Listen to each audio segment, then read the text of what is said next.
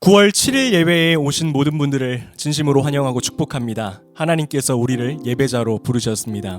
우리 이 시간 함께 사도신경 하심으로 우리의 믿음을 고백하도록 하겠습니다.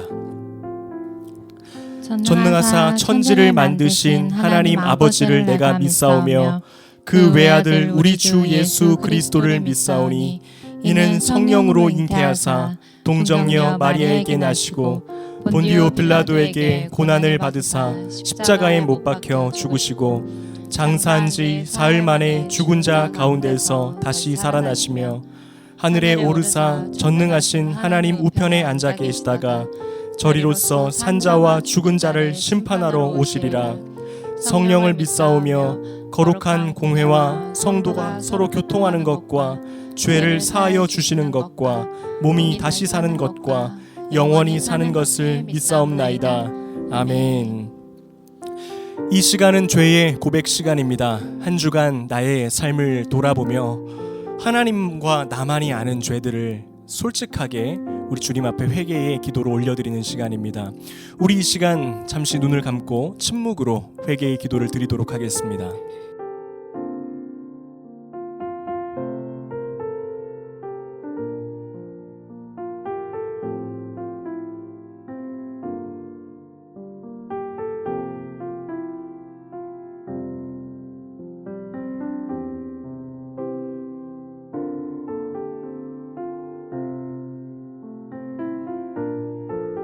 주와 같은 신이 어디 있으리이까? 주께서는 죄악과 그 기업의 남은 자의 허물을 사유하시며 인애를 기뻐하심으로 진노를 오래 품지 아니하시나이다.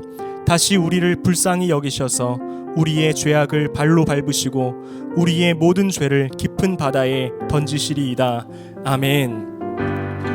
네, 우리 이 시간 함께 찬양하겠습니다. 목마른 내 영혼, 우리 기쁨으로 우리 하나님 앞으로 나아갑니다. 목마른 내 영혼, 주가 이미 허락한 그 귀한 생명수 주여 갈망합니다. 그 약속 따라서 힘써 간구하오니 오 주여 내 기도 어서 들어주소서. 예수의 사랑, 예수의 사랑, 바다 물결같이 내게 임하니 영광의 물결에 온전히 쌓여서 내 영혼의 기쁨 한량 없도다. 주 내게 약속한 금비 내려주시려 은혜의 저 구름 건너편에 떠올라 그 귀한 징조가 내게 밝히 보이니 나 힘을 다하여 주께 간구합니다. 예수의 사랑, 예수의 사랑, 바다 물결같이 내게 임하니 영광의 물결에 온전히 쌓여서 내 영혼의 기쁨 한량 없도다. 은혜의 소낙비 지금 흡족히 내려 구원의 큰 강물 흘러차고 넘쳐서 내 주와 모든 죄 모두 씻어버리니 나 지금 은혜를 충만하게 받았네. 예수의 사랑, 예수의 사랑, 바다 물결같이 내게 임하니 영광의 물결에 온전히 쌓여서 내 영혼의 기쁨 한량 없도다. 그 차고 넘치는 주의 은혜의 물결 힘차게 밀려와 내게 만족합니다. 오 할렐루야로 주를 찬송하오니 내 맘의 기쁨이 항상 충만함이라. 예수의 사랑, 예수의 사랑, 바다 물결같이 내게 임하니 영광의 물결에 온전히 쌓여서 내 영혼의 기쁨 한량 없도다.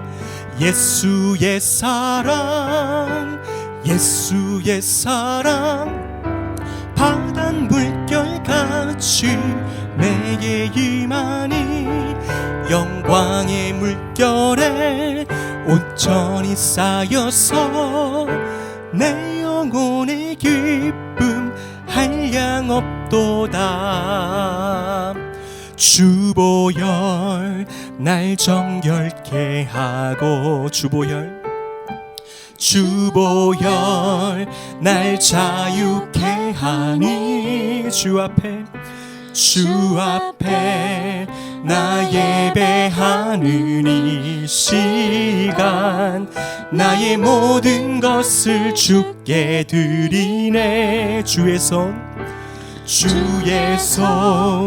날 위해 지키셨고, 주의 발 날 위해 박히셨으니 이제는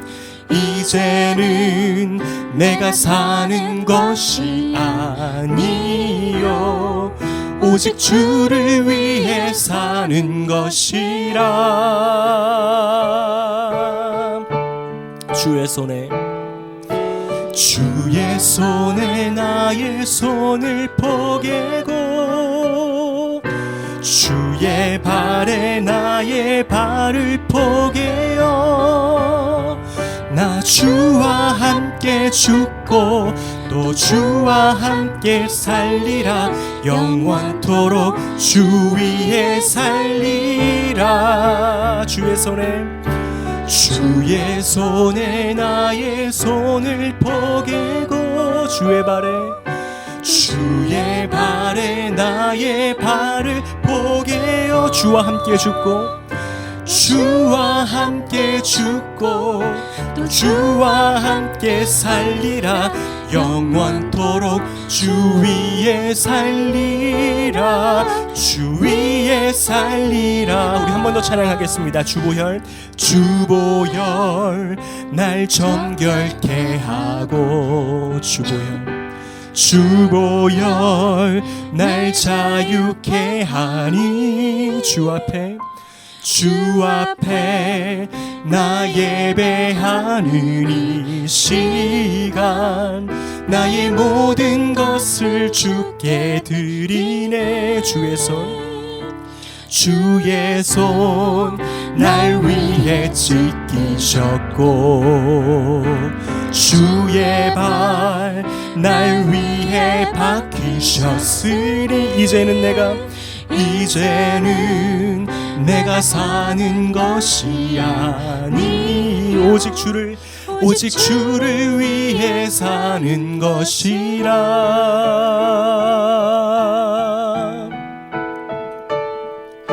주의 손에 나의 손을 포개고 또 주의 발에 나의 발을 포개어 주와 함께 죽고 나 주와 함께 죽고 또 주와 함께 살리라. 영원토록 주 위에 살리. 주의 손에 나의 손을 포개고 주의 발에 나의 발을 포개어 주와 함께 죽고 나 주와 함께 죽고 또 주와 함께 살리라.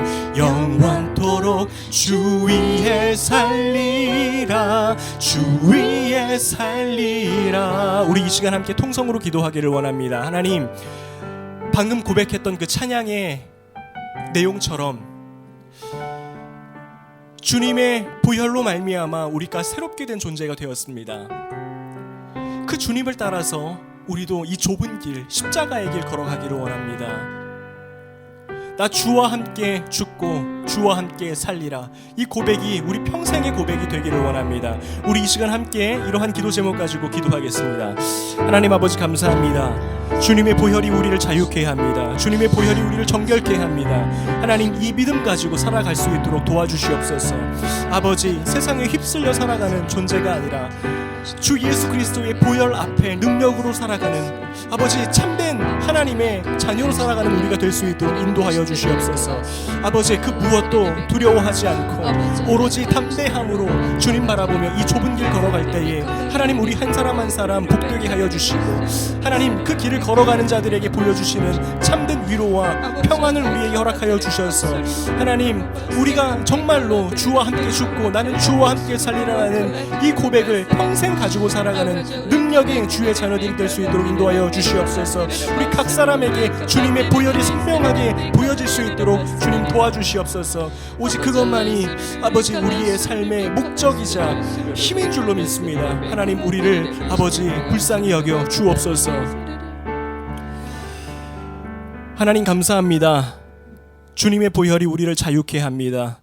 주님의 보혈이 생명됩니다. 하나님, 이 고백이 넘쳐나는 예배가 될 수 있도록 인도하여 주시고 우리 각 한 사람 한 사람의 인생 속에서 살아 숨쉬는 고백이 되게 하여 주시옵소서. 하나님, 예물 드린 손길 기억하여 주시옵소서. 아버지, 주님께서 우리 한 사람 한 사람 지금까지 인도해 오셨습니다. 앞으로도 인도하실 것입니다. 아버지, 삶에서 필요한 모든 것들을 우리 주님께서 공급하고 계시고 앞으로도 영원히 채우실 줄로 믿고 그러한 믿음으로 인하여 주님의 좋으심을 바라보고 감사할 수 있는 우리가 되게 하여 주시옵소서. 말씀 가운데로 나아갈 때에 아버지, 이 하나님의 말씀이 우리 심령 속에 살아 숨쉬게 하여 주시고 그 말씀이 우리를 견인하게 하여 주시며 삶에서 진정으로 발휘되는 하나님의 역사로 드러나게 하여 주옵소서.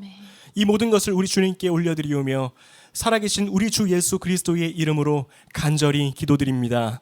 아멘.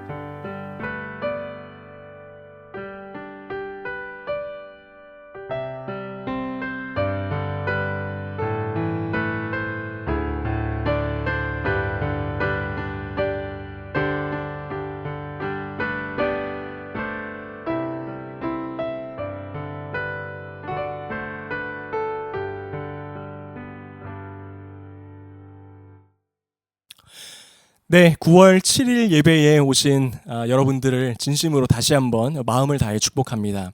9월 첫째 주 주일이 되었습니다. 이 9월에도 우리 하나님께서 우리에게 허락하실 수많은 은혜들이 있고 비록 그것이 우리 눈에 보이지 않아도 분명하게 존재함을 믿고 기쁨으로 나아가는 또 새로운 한 달이 되었으면 좋겠습니다. 하나님의 그 좋으심을 날마다 묵상하고 믿음의 눈을 열어서 미리 하나님께서 우리에게 주실 그 축복을 바라보는 그러한 믿음으로 살아갈 때에 사단이 우리 가운데에 틈탈 어떠한 그 틈이 없음을 믿습니다. 우리가 그 감사함과 하나님에 대한 기대감을 가지고 또 매일을 살아가는 또 새로운 한 주가 되기를 주의 이름으로 축복합니다. 언제든지 정말 우리 성도님들과 교제하기를 원하고 있습니다. 소통하기를 원하고 있습니다. 지금처럼 그리고 지금보다 더욱더 아주 사소한 것이라도 저희에게 말씀해 주시고 나누어 주시면 저희가 너무나도 기쁨으로 그것을 받고 함께 기도하도록 하겠습니다. 언제나 열려 있음을 다시 한번 이렇게 또 말씀드립니다. 네, 하나님께서 오늘 우리에게 주신 말씀은 시편 22편 전체이지만 오늘 봉독은 1절에서 8절 그리고 22절에서 23절 하도록 하겠습니다. 우리 한 절씩 교독하시고 마지막 23절은 함께 읽도록 하겠습니다. 내 하나님이여, 내 하나님이여, 어찌 나를 버리셨나이까? 어찌 나를 멀리하여 돕지 아니하시오며 내 신음소리를 듣지 아니하시나이까? 내 하나님이여, 내가 낮에도 부르고 밤에도 잠잠하지 아니하오나 응답하지 아니하시나이다. 이스라엘의 찬송 중에 계시는 주여, 주는 거룩하시니이다. 우리 조상들이 주께 의뢰하고 의뢰하였으므로 그들을 건지셨나이다. 그들이 주께 부르짖어 구원을 얻고 주께 의뢰하여 수치를 당하지 아니하였나이다. 나는 벌레요 사람이 아니라 사람의 비방거리요 백성의 조롱거리니이다. 나를 보는 자는 다 나를 비웃으며 입술을 삐죽거리고 머리를 흔들며 말하되 그가 여호와께 의탁하니 구원하실걸, 그를 기뻐하시니 건지실걸 하나이다. 내가 주의 이름을 형제에게 선포하고 회중 가운데에서 주를 찬송하리이다. 여호와를 두려워하는 너희여, 그를 찬송할지어다. 야곱의 모든 자손이여, 그에게 영광을 돌릴지어다. 너희 이스라엘 모든 자손이여, 그를 경외할지어다. 아멘. 성경에서 말씀하고 있는 하나님이 우리의 하나님이심이 참 감사한 결정적인 이유가 있습니다. 세상에는 정말 수많은 신들이 있다라고 말을 하죠. 그런데 우리 하나님이 가지고 계시는 어떠한 그 속성 또 너무나도 놀라운 부분은 바로 그 하나님이 인격적인 하나님이라는 사실입니다. 사실 이 인격적인 하나님이라고 하는 너무나도 놀라운 이 문장을 우리가 그저 당연한 것으로 여기고 너무나도 쉽게 지나칠 때가 있습니다. 하지만 이 하나님이 인격적이신 분이라는 그 사실은 우리의 인생을 전체에 통틀어서 가장 놀라운 일 중 하나이자 그리스도인들에게는 엄청난 특권이라는 거죠. 이렇게 한 가지 예를 들어보고 싶습니다. 어떤 아주 좋은 대통령이 있다고 한번 생각을 해보겠습니다. 너무 훌륭한 대통령이에요. 인격도 훌륭하고 정치력도 좋고 양심적이고 깨끗하고 모든 것을 갖춘 최고의 대통령이 어느 나라에 있다고 생각을 해보겠습니다. 그러면 그 나라에 사는 국민들은 당연히 그 대통령이 하는 그 정책으로 인해서 어느 정도 혜택을 누리면서 살아가겠죠. 좋은 어떤 복지 정책이라든지 어떤 그 여러 그 대통령이 하는 나라의 국가 운영 가운데에서 혜택이 있으면 아주 좋은 유익을 누리면서 그렇게 살게 될 겁니다. 하지만 이것하고 어떠한 사람이 그 대통령과 1대1로 인격적인 관계를 맺으면서 그 삶을 살아간다라는 것은 엄청난 차이가 있습니다. 특별히 그냥 그 대통령이 한 사람의 누군가의 이름을 알고 얼굴을 아는 정도가 아니라 그 사람을 굉장히 각별하게 생각한다고 한번 우리가 상상해 보면 많은 사람들이 부러워하겠죠. 그 좋은 대통령과 그 굉장히 지혜롭고 아주 많은 권한을 가지고 있는 그 대통령과 인격적인 관계를 맺고 있는데 그 대통령이 그 사람을 굉장히 사랑한다고 생각을 해보면 그 수많은 사람들의 어떤 부러움을 사지 않겠습니까? 그런데 사실 우리 그리스도인들은요, 이것보다 훨씬 더 큰 특혜를 입은 사람들이라는 겁니다. 우리 예수님께서 십자가 위에서 하신 일이 뭐죠? 하나님과 우리 사이를 그러한 관계로 만들어 주셨어요. 그저 하나님이라는 놀라운 창조주 아래에서 그분의 좋으심을 덧입어서 그냥 수많은 사람들 가운데의 하나로 살아가는 존재로 만드신 게 아니고요. 우리 각 한 사람 한 사람을 아버지 하나님과 연결시켜 주셨습니다. 그래서 우리 하나님은 우리 예수님께서 십자가에서 하신 그 일을 보시고요, 우리를 굉장히 사랑스럽게 여기세요. 한 사람 한 사람을. 우리 아버지 하나님의 관점에서는 나라는 존재는요, 수많은 사람들 중에 다수 중에 그냥 한 명이 아니고요, 스페셜 원이라는 사실입니다. 그래서 우리는 하나님과 긴밀한 관계 가운데에 인격적인 관계로 교제할 수 있는 존재가 되었다라는 거, 예수님이 그렇게 하셨다라는 것을 가슴 깊이 새길 필요가 있다라는 거죠. 그런데 생각보다 정말 많은 사람들이 이러한 특혜를 받고도 그것을 누리면서 살아가지 못합니다. 내가 얼마나 큰 은혜를 우리 예수님을 통하여 하나님께 얻었는지를 잘 실감하지 못하면서 살아간다라는 거죠. 최근에 빌 게이츠가 우리나라에 방문을 했습니다.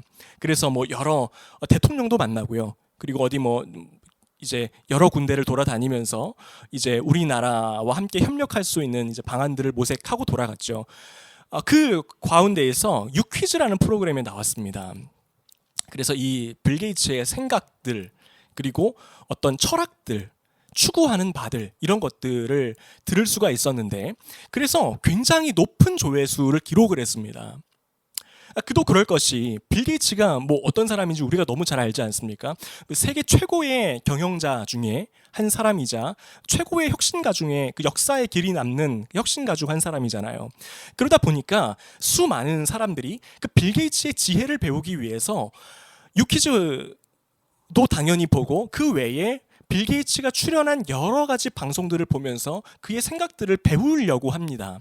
그런데 만약에 비현실적인 이야기지만 빌 게이츠가 그 수많은 사람들 가운데 어떤 사람을 찝어서 연락처를 주는 거예요. 내가 당신이 너무 마음에 드는데 앞으로는 궁금한 게 생기거나 나의 도움이 혹시라도 필요하거나 나에게 무슨 하고 싶은 말이 있거나 나를 만나고 싶으면 언제든지 여기로 전화하라고. 이거 내 개인 전화번호인데 여기로 나에게 연락을 하면 내가 다른 것 다 제쳐놓고 우선 당신과의 이 스케줄을 우선적으로 잡을 테니까 꼭 나한테 언제든지 연락하세요. 우리 집에 원하면 언제든지 방문하세요.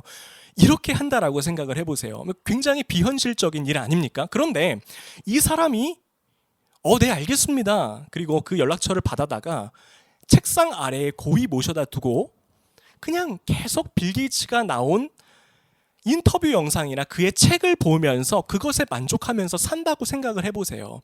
만약에 여러분의 옆에 있는 사람이 그렇게 행동을 하고 있다라고 하면 여러분 어떻게 말씀하시겠습니까? 정신 차리라고 하지 않겠습니까? 근데 우리가 그럴 때가 너무나도 많다라는 거죠. 하나님께서 우리에게 인격적으로 교제할 수 있는 특권을 주셨어요. 예수님이 그것을 이루시기 위해서 십자가에 달려서 그의 핏값으로 그 일들을 해주셨습니다. 근데 사용하지 않아요. 그저 일주일에 한 번 예배 드리고 말씀을 보는 정도로 간접적으로 하나님에 대해서 듣고 누리는 정도로만 만족하고 정말 나와 하나님과의 친밀한 인격적인 관계를 전혀 누리지 않고 있다라고 한다면 이것은 굉장히 아까운 일입니다. 너무나도 안타까운 일이라는 거예요. 그렇다면 어떻게 하나님과 인격적인 관계를 맺을 수 있는가? 어떻게 하면 하나님과 1대1로 연결되어서 정말 내가 직접 우리 하나님께 말씀드리고 주님이 나에게 말씀하시고 이러한 일들을 할 수 있는가? 그 통로로 주신 게 바로 기도입니다.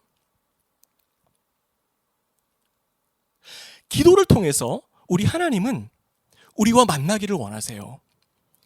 일상 가운데에서 늘 주일 한 번뿐만 아니라 매일의 삶 가운데에서 기도라는 도구로 언제든지 우리가 하나님께 아뢰고 말씀드릴 수 있도록 그 통로를 기도로 열어놓으셨습니다. 그런데 이렇게 좋은 통로를 하나님께서 주셨는데 정말 많은 사람들이 이 기도라고 하면 굉장히 그것을 부담스럽게 생각을 해요. 기도 그러면 솔직히 좀 이렇게 부담을 갖는 분들이 굉장히 많습니다. 왜 그렇죠? 기도에 대해서 너무 오해를 많이 하고 있기 때문이에요. 제가 기도란 무엇입니까? 라는 그 질문을 어떤 곳에서 어느 한 분에게 했는데 그분이 한 대답이 굉장히 인상적이었습니다. 기도는 무엇이라고 생각하십니까? 라는 질문이 이렇게 그분한테 주어졌는데 이분이 기도는 일종의 좀 돌을 닦는 행위와 비슷합니다. 라고 그렇게 대답을 하셨어요. 제가 그 이야기를 이렇게 듣고 정말 많은 그 사람들의 생각 가운데에 이와 비슷한 개념으로 기도를 이해할 수 있겠구나라는 확 그 마음이 와닿았습니다. 그러니까 어떻게 보면 이 기도라는 것을 우리가 생각할 때 어떤 초월적인 행동, 어떤 초월적인 그 돌을 닦는 행동 이러한 것으로 연결시키다 보니까요 기도가 굉장히 어렵게 느껴지는 거죠. 굉장히 나의 삶과는 동떨어진 어떤 행동으로 느껴진다라는 겁니다. 그래서 어떤 일들이 일어나죠. 식사 기도를 빼먹게 되거나 아니면 유창한 말로 내가 어떤 기도를 좋은 문장으로 유창한 문장으로 하지 않으면 어떤 생각이 이렇게 쉽게 드냐면 뭔가 좀 찝찝한 거예요. 나는 아직은 이 믿음의 레벨이 좀 낮은 사람이구나. 아직까지 이 기도를 내가 이렇게 좀 식사 때 이거 안 했네. 기도가 잘 이렇게 유창하게 잘 안 되네라고 할 때 굉장히 어떤 좀 이렇게 자기 자신이 작아지는 듯한 느낌을 갖습니다. 이것은 전부 다 기도에 대해서 오해하고 있기 때문이에요. 어떤 수양을 하는 그러한 느낌으로 기도를 생각할 때에 이러한 현상들이 일어난다는 겁니다. 그런데 기도는 그런 게 아닙니다. 하나님이 우리에게 주신 인격적인 관계를 맺는 통로예요.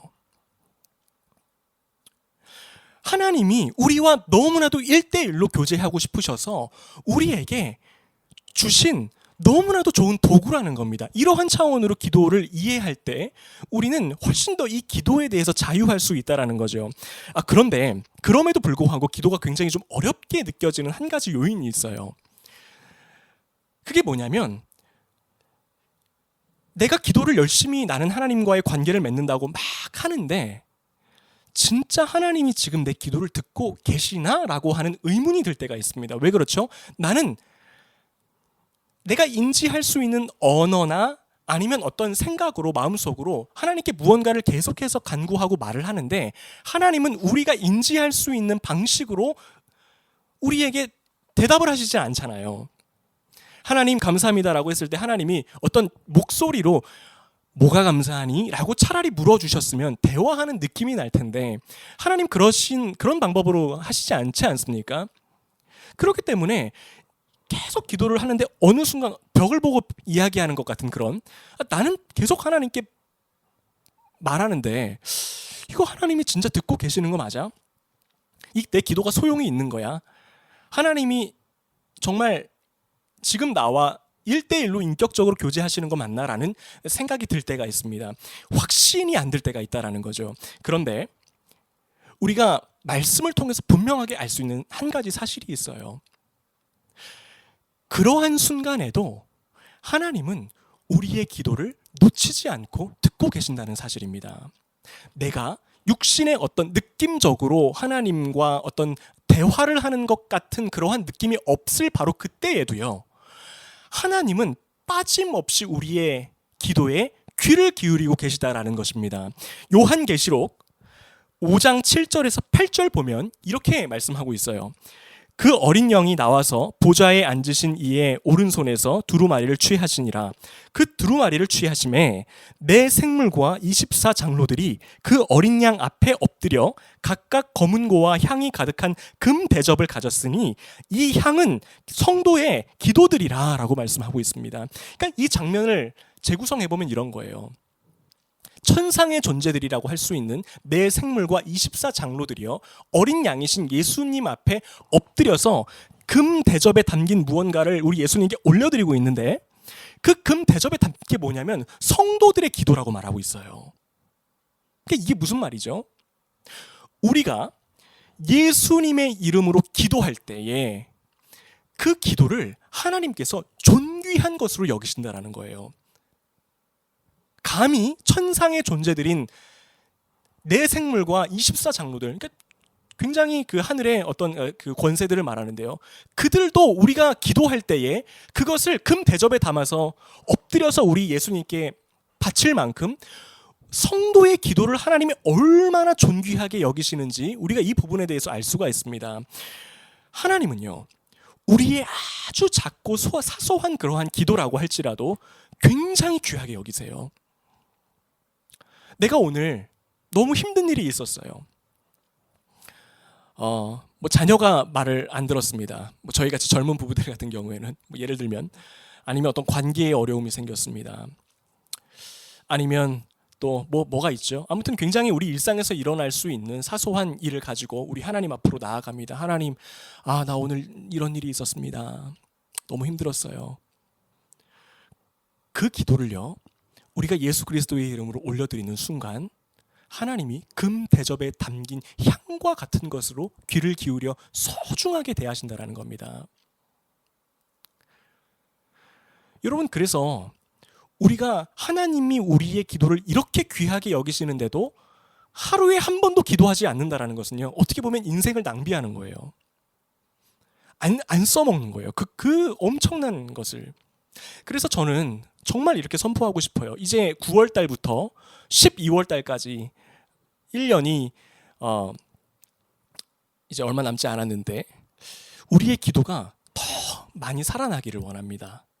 다른 무엇보다 정말 하나님께 드리는 우리의 기도가요, 더 풍성해졌으면 좋겠어요. 더 익숙해졌으면 좋겠습니다. 더 많이 우리에게 기쁨이 되는 역사가 이 남은 이 몇 개월 안에 있었으면 좋겠습니다. 그러면 구체적으로 어떻게 기도할 것인가? 어떻게 기도해야 하는가? 성경에서는 수많은 방법으로 기도에 대해서 가르쳐주고 있습니다. 특히 시편을 보면요, 정말 다양한 기도의 이 패턴들이 있고요. 여러 가지 종류의 기도의 방식들이 있어요. 그리고 예수님께서도 우리에게 친히 가르쳐 주신 기도의 방법들이 있습니다. 그런데 오늘은 이 시편 22편 말씀, 곧 다윗의 기도를 통해서 너무나도 중요한 우리가 기도할 때 가지고 있어야 하는 두 가지에 대해서 좀 살펴보려고 합니다. 첫 번째입니다.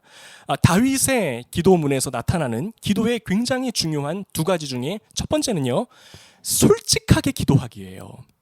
솔직하게 기도하는 거. 오늘 본문 1절 읽어보도록 하겠습니다.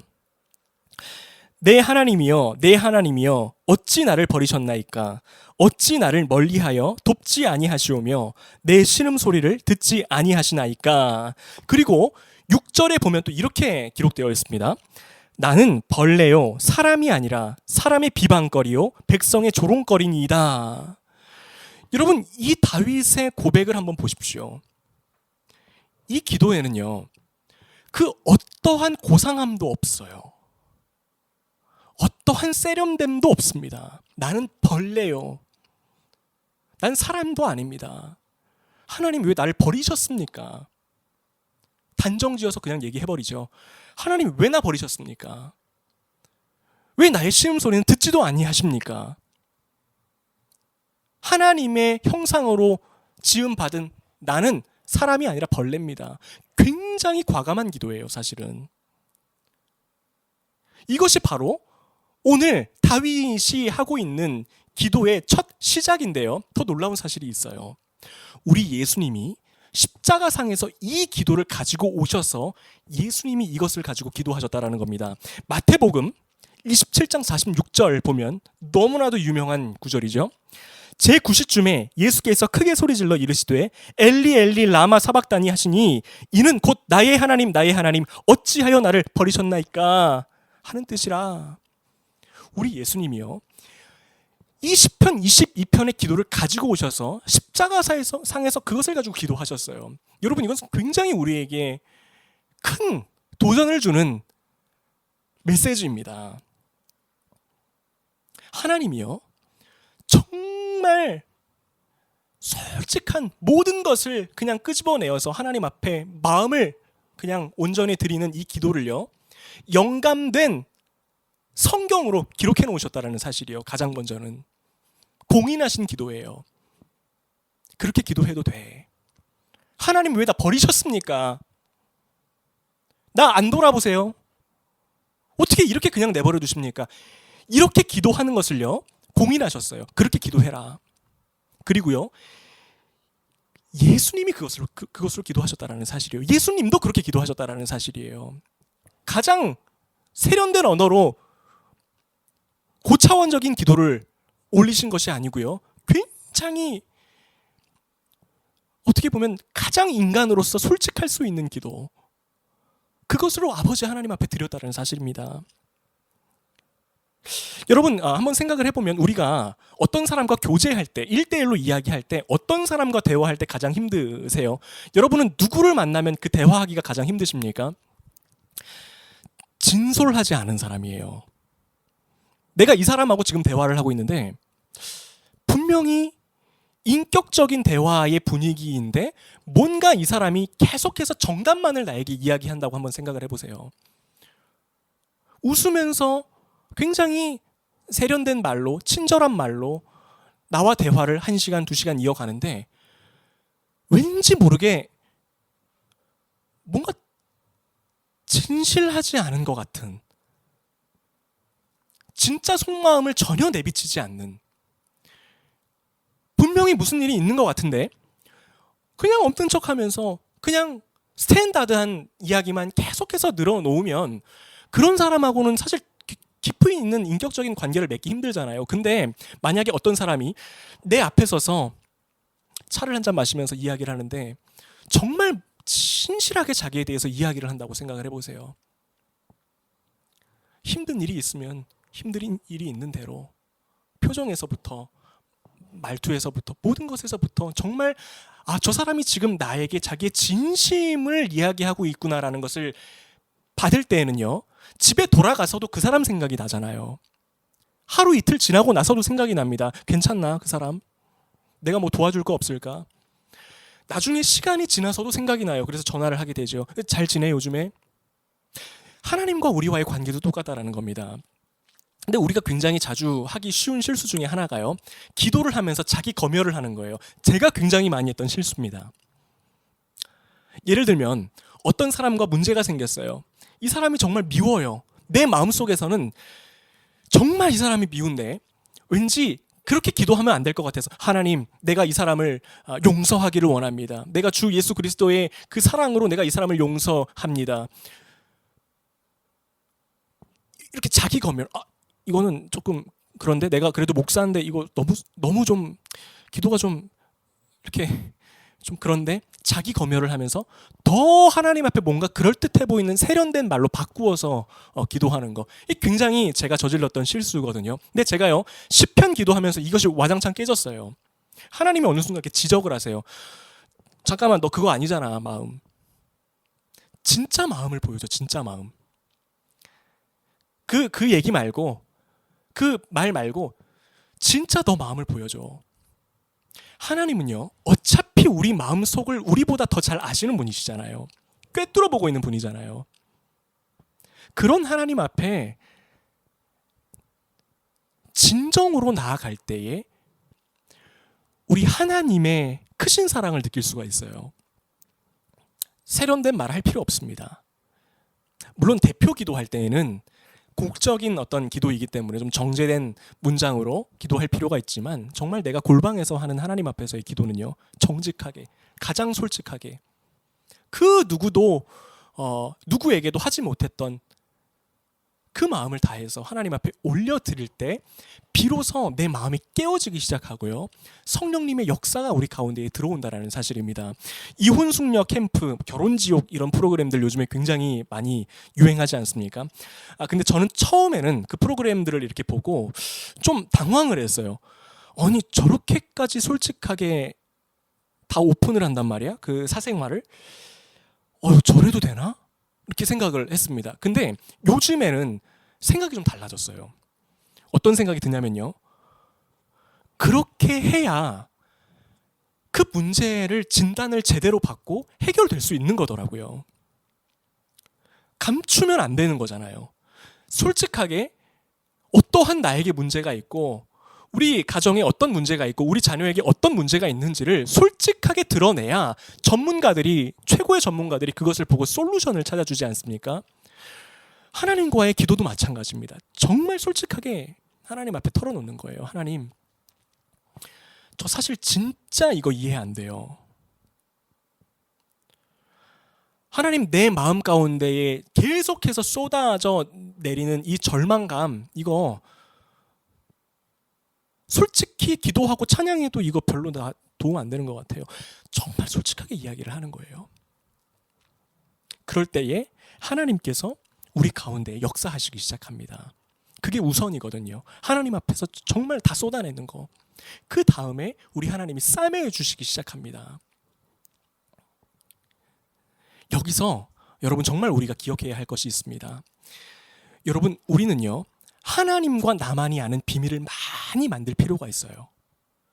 다 하나님께 아뢰십시오. 오늘 다윗의 기도를 기억하시고 예수님의 기도를 기억하세요. 그래서 하나님과 나만이 아는 스토리를 많이 만드셔야 됩니다. 골방에서. 그럴 때에 진짜 하나님의 자녀라는 그 자녀의 삶의 어떤 진가가 나타납니다. 있는 모습 그대로 나아갈 때에 우리 주님이 기뻐 받으시고 우리의 마음을 만져주신다는 거예요. 두 번째입니다. 기도의 두 번째 요소인데요, 소망을 품고 기도하는 겁니다. 다윗은요, 20절까지 오늘 본문을 전체를 다 읽지는 않았지만 20절까지는 절망을 쏟아냅니다. 가장 솔직한 말로, 나는 벌레입니다. 하나님, 나를 버리셨습니다. 막 쏟아내다가요, 21절부터 하나님을 찬양하기 시작해요. 갑자기 21절에서 22절입니다. 주께서 내게 응답하시고 들소의 뿔에서 구원하셨나이다. 내가 주의 이름을 형제에게 선포하고 회중 가운데에서 주를 찬송하리이다. 여러분, 이 구절을 이렇게 보면 약간 이렇게 좀 의아하죠. 다윗이 이중인격자인가? 어떻게 그 전까지 그렇게 비극적인 말로 자기의 모든 것을 쏟아낸 다음에 갑자기 형제들에게 이 하나님의 이름을 선포하겠다. 이해가 잘 안 되잖아요. 근데요, 여러분, 이것은 오늘 시편 22편뿐만 아니라 다윗이 지은 여러 시들에서 공통적으로 나타나는 특징입니다. 다윗이 이렇게 한 이유가 있어요. 그것은요, 다윗은 하나님 앞에 정말 자기의 속 마음 깊은 것에서부터 다 모든 것을 끄집어 올려서 솔직하게 기도하는 한편 동시에 하나님에 대한 소망을 품고 있었던 사람이에요. 절망적인 상황 가운데에서도 그것을 솔직하게 드러내는 한편 하나님에 대한 믿음이 안에 있는 거죠. 예를 들면 이런 겁니다. 그 청소년기에 있는 자녀들이 가끔씩 이제 부모님에 대한 불만이 있을 때 팍 소리치잖아요. 엄마 아빠 다시는 안 봐. 그리고 문을 쾅 닫고 들어가지 않습니까? 다시는 안 봐. 나 엄마 아빠 아들 딸 아내 이러고 들어가잖아요. 근데 그 마음 깊숙한 곳을 보면 이런 믿음이 있는 거죠. 그래도 엄마 아빠는 나를 사랑해. 내가 그런 말을 해도 엄마 아빠는 나를 그래도 포기하지 않을 거야 라는 믿음이 있습니다. 그런 믿음이 없으면요, 그냥 그 방문 닫고 들어가지도 않았겠죠. 다윗의 마음이 바로 이러한 마음이었어요. 답답함 속에도, 절망 속에도, 좌절 속에도 마음 한켠에 뭐가 있습니까? 하나님에 대한 소망이 있어요. 그래도 우리 하나님은 대책이 있으실 거야. 그래도 우리 하나님은 나를 사랑하셔. 그래도 우리 하나님이 나의 앞길을 내셨을 거야. 지금은 비록 보이지 않지만 그래도 우리 하나님이 나를 이렇게 그냥 내버려 두실 리는 없어. 이런 소망을 품고 기도했다라는 겁니다. 지난번에도 제가 그 새롭게 하소서에 나온 션님의 그 일화를 잠깐 설명을 해드렸는데요. 한 번만 더 제가 다른 내용 좀 말씀드리고 싶은데, 이 션님이 승일 희망재단이라고 하는 재단을 통해서 세계 최초로 루게릭병 전문 요양병원을 올 초에 설립을 했습니다. 근데 굉장히 복잡한 과정들을 거치셨더라고요. 원래는 그 코로나 이전부터 이 병원의 설립을 준비를 하고 있었는데 코로나가 터지면서 상황이 변한 거예요. 그러니까 코로나 이전에는 이 자금을 확보를 하는데 한 35억 정도 되는 돈이 부족했다고 합니다. 그래서 이 코로나를 지나면서 좀 더 열심히 이렇게 뛰어서 이 35억 원이라는 돈을 한번 정말 열심히 한번 그 모금을 해봐야겠다라는 마음이 있었는데 코로나를 거치면서 갑자기 자재값이랑 인건비랑 비교도 안 되게 올라간 겁니다. 그래서 코로나가 지나고 나서 보니까 35억 원이라는 그 마이너스가 100억으로 늘어난 거예요.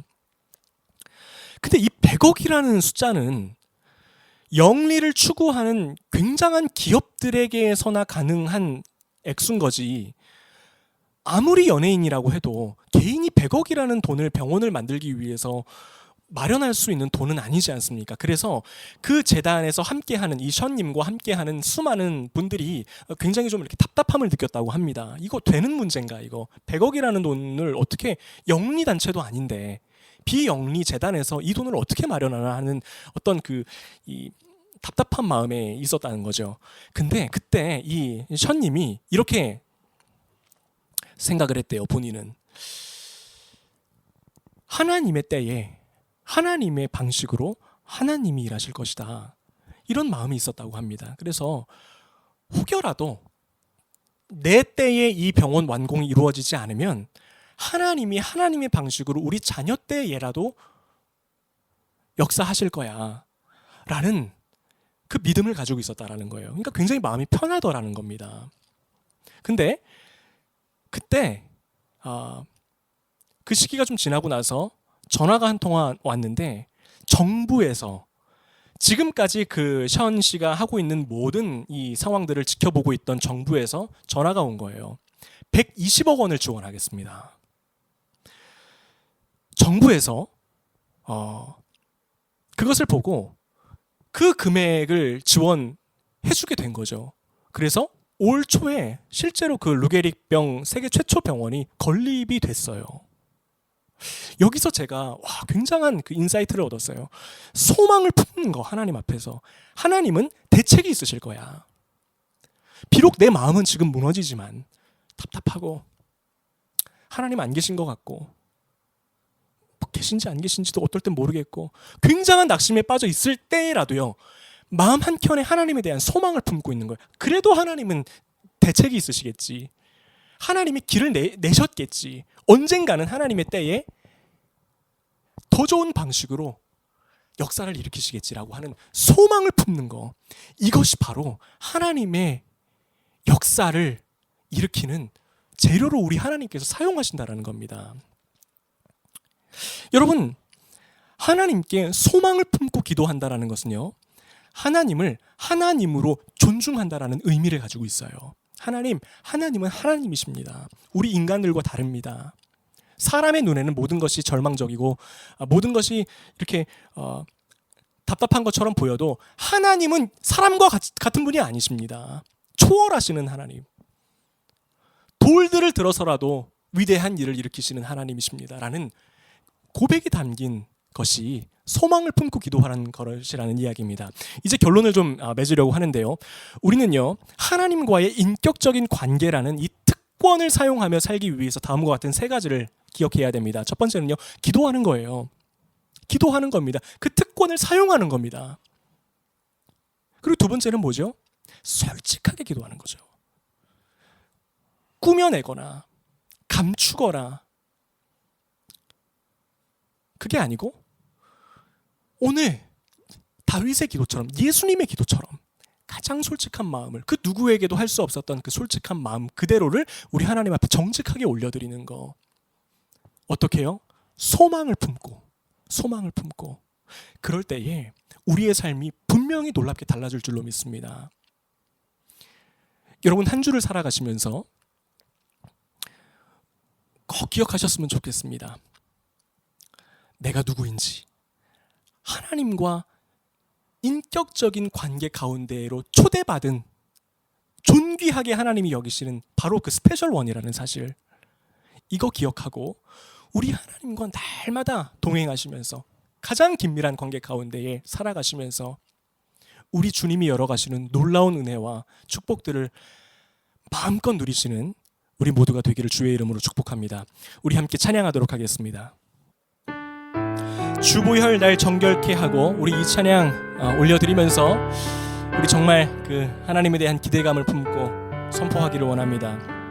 주보혈 날 정결케 하고, 주보혈 날 자유케 하니, 주 앞에 나 예배하는 이 시간, 나의 모든 것을 주께 드리네. 주의 손 날 위해 찢기셨고, 주의 발 날 위해 박히셨으니, 이제는 내가 사는 것이 아니요 오직 주를 위해 사는 것이라. 우리 선포합니다. 주의 손에 나의 손을 포개고, 또 주의 발에 나의 발을 포개어, 나 주와 함께 죽고 또 주와 함께 살리라. 영원토록 주 위에 살리라. 주의 손에 나의 손을 포개고, 주의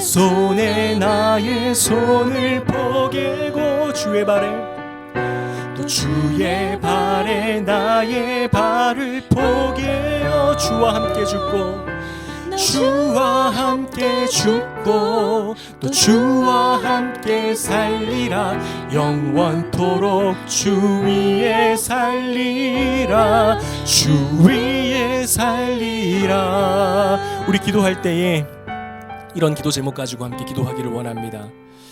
하나님, 우리 예수님께서 열어주신 이 놀라운 특권, 우리 하나님과 인격적으로 교제할 수 있는 이 놀라운 선물, 이제는 마음껏 누리면서 살아가기를 원합니다. 우리 하나님과의 친밀한 관계 가운데로, 더욱더 우리 하나님과 풍성한 관계 가운데로 들어가 세상은 알 수 없는 놀라운 삶을 살아내며 우리 예수님의 손을 잡고 매일을 동행하며 그 주님이 열어가시는 놀라운 역사들을 마음껏 경험하는 우리가 되기를 원합니다. 우리 이 시간 함께 기도하도록 하겠습니다. 하나님 아버지, 우리의 너무나도 연약한 마음들을 주님 앞에 올려드립니다. 하나님, 더 기도하기를 원합니다. 더욱 주님 붙잡기를 원합니다. 아버지, 그럴 때에 우리 안에 새로운 생명이 솟아나는 줄로 믿습니다. 아버지, 지금도 우리와 교제하시기 위하여 우리 마음 문을 노크하시는 우리 하나님, 아버지, 그 주님의 마음을 이제는 깨달아 알아서 하나님, 주님을 향하여 능히 기도와 간구로 나아가는 우리가 되도록 인도하여 주시옵소서. 아버지, 더 깊이 있게 주님을 알기를 원합니다. 더 깊이 있게 주님과 교제하기를 원합니다. 더욱더 풍성한 하나님의 은혜를 알기를 원합니다. 하나님, 우리 모두에게 아버지 기도의 문을 열어주시옵소서. 그래서 정말 세상은 줄 수 없는 놀라운 평안과 기쁨과 새로운 삶을 살게 하시고, 아버지, 그런 우리로 말미암아 세상이 그리스도를 보고 세상이 하나님을 경험하는 아버지 그러한 역사가 있게 하여 주시옵소서. 이 모든 것을 우리 주님 앞에 올려드리기를 원합니다. 하나님 감사합니다. 우리 주님의 보혈이 우리 안에 막혀있는 모든 것들을 허무셨고, 우리 하나님을 바라보며 우리 아버지와 가장 친밀한 관계 가운데로 들어갈 수 있도록 십자가에서 목숨을 내어주셨습니다. 아버지, 그 은혜를 우리가 붙들고 이제는 더욱더 풍성한 하나님과의 교제의 자리로 나아가기를 원합니다. 우리의 마음을 가장 잘 아시는 분이 우리 하나님이십니다. 우리의 생각과 가장 깊은 곳에 있는 우리의 마음, 위로받기를 원하는 우리의 심령, 우리 주님께서 가장 잘 아십니다. 그 마음 솔직하게 우리 주님 앞에 올려드릴 때에 우리 모든 사람 한 사람 한 사람 주님께서 찾아가셔서 주님이 회복시켜 주실 것입니다. 그 믿음 가지고 나아갈 수 있도록 인도하여 주시옵소서. 소망을 품고 살아가며 우리 주님의 좋으심을 날마다 찬양하는 삶이 우리 안에 또한 더불어 더욱 풍성하게 하여 주시옵소서. 이제는 우리 주 예수 그리스도의 은혜와 아버지 하나님의 극진하신 사랑과 성령님의 감동 감화 충만하신 은혜가 날마다 우리 하나님과 더불어 교제하고 주님 앞에 온전히 나의 삶을 맡기기를 원하는 함께 예배드리는 모든 성도들 가운데에 이제로부터 영원토록 함께 하시기를 간절히 축원하옵나이다. 아멘.